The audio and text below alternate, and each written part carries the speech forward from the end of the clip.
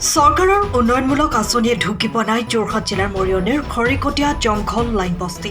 বাগচুং উন্নয়ন খণ্ডৰ অন্তৰ্গত ৫৬ নং দক্ষিণ কাটনি গাঁও পঞ্চায়তৰ জংঘল লাইন বস্তিত নাই খোৱা পানীৰ কোনো ব্যৱস্থা।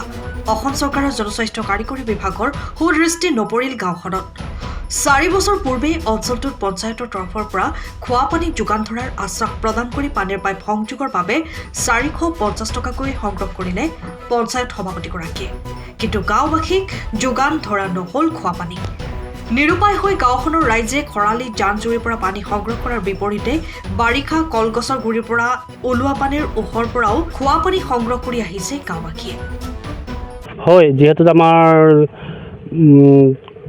খৰিবে চাহ বাগিচা এনেকুৱা এটা অঞ্চল আছে যিহেতু আপোনালোকে দেখিবলৈ আচৰিত হ'ব যে হয়তো আমি পানী যিহেতু অসমৰ চৰকাৰে যে কৈছে যে ঘৰে ঘৰে জল বুলি আঁচনিত আপোনালোকে নিমনা দেখি পাইছে যে আমাৰ দক্ষিণ কাটনি বাগিচা গাঁও পঞ্চায়তৰ অন্তৰ্গত থকা যিহেতু তেওঁলোকে যে আমি পানী আঁচনি দিম বুলি কৈ ঘৰে ঘৰেও মানুহৰ পৰা পইচা ল'লে, কিন্তু আজি পৰ্যন্ত তেওঁলোকে যে পানীৰ যোগান আজি পৰ্যন্ত তেওঁলোকে দিবলৈ সক্ষম নহ'ল। গতিকে আপোনালোকৰ জৰিয়তে অসম চৰকাৰক অনুৰোধ জনাইছোঁ যে যাতে পানীৰ ব্যৱস্থাটো সোনকালে কৰক। আপোনালোকে দেখিবলৈ আপোনালোকক জনাইছোঁ যে আপোনালোকৰ দৃশ্য অনুযায়ী যে কেনেকৈ আমি বহুত দিন ধৰি যেতিয়ালৈকে নেকি আছোঁ তেনেকৈ আমি পানী জীৱন ছমাহ পানী আমি এনেকুৱা পানী মাটিৰ পানী খাবলগীয়া হৈ যায় আৰু ছমাহ পানী আমি নদীৰ পানী আমি খাবলগীয়া হয় পৰিস্থিতি হৈ যায়।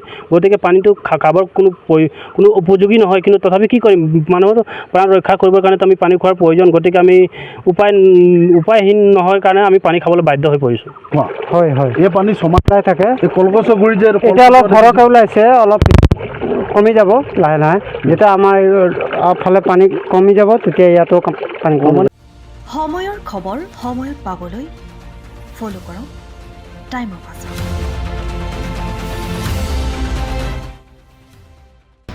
চৰকাৰৰ উন্নয়নমূলক আঁচনিয়ে ঢুকি পোৱা নাই যোৰহাট জিলাৰ মৰিয়নিৰ খৰিকটীয়া জংঘল লাইন বস্তি। বাগচুং উন্নয়ন খণ্ডৰ অন্তৰ্গত ৫৬ নং দক্ষিণ কাটনি গাঁও পঞ্চায়তৰ জংঘল লাইন বস্তিত নাই খোৱা পানীৰ কোনো ব্যৱস্থা। অসম চৰকাৰৰ জনস্বাস্থ্য কাৰিকৰী বিভাগৰ সুদৃষ্টি নপৰিল গাঁওখনত। ৪ বছৰ পূৰ্বে অঞ্চলটোত পঞ্চায়তৰ তৰফৰ পৰা খোৱা পানী যোগান ধৰাৰ আশ্বাস প্ৰদান কৰি পানীৰ পাইপ সংযোগৰ বাবে ৪৫০ টকাকৈ সংগ্ৰহ কৰিলে পঞ্চায়ত সভাপতিগৰাকীয়ে। কিন্তু গাঁওবাসীক যোগান ধৰা নহল খোৱা পানী। নিৰুপায় হৈ গাঁওখনৰ ৰাইজে খৰালি জান-জুৰিৰ পৰা পানী সংগ্ৰহ কৰাৰ বিপৰীতে বাৰিষা কলগছৰ গুৰিৰ পৰা ওলোৱা পানীৰ ওহৰ পৰাও খোৱা পানী সংগ্ৰহ কৰি আহিছে গাঁওবাসীয়ে। হয়, যিহেতু আমাৰ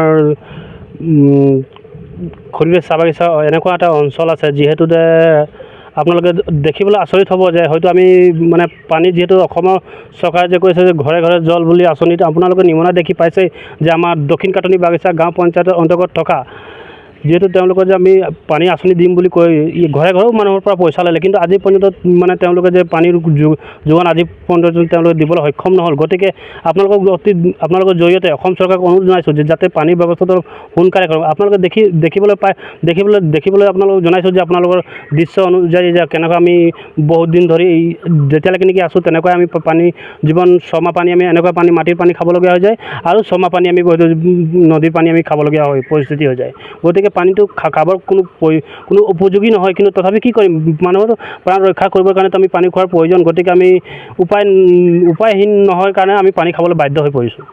হয় হয়, এই পানী ছমাহ থাকে। কলগছৰ গুৰি যে এতিয়া অলপ সৰহকৈ ওলাইছে, অলপ কমি যাব লাহে লাহে।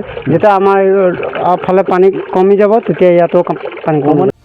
সময়ৰ খবৰ সময়ত পাবলৈ ফ'ল' কৰক টাইম অফ আছাম।